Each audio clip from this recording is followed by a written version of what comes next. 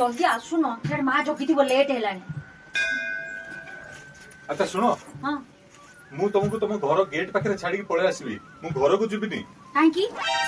हां ना ना मोर बहुत काम अछि बाबा घर को जीविनी मु ना बहुत दिन होला ना तुमको नोटिस करूची तमे ना हम घर को ना न जिबा पे ना बहाना करूचो हला काहेकि मो बाप घर को जाउन मु बुझी पाल हला कोन पई के जान। सुनो सुनो सुनो हां मु गोटे कथा पचारची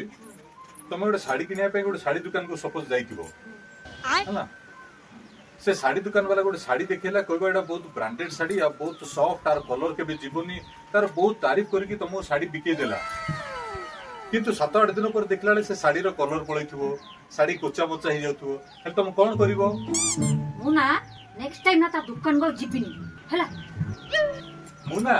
सेति पे ही तुम घर को जाउनी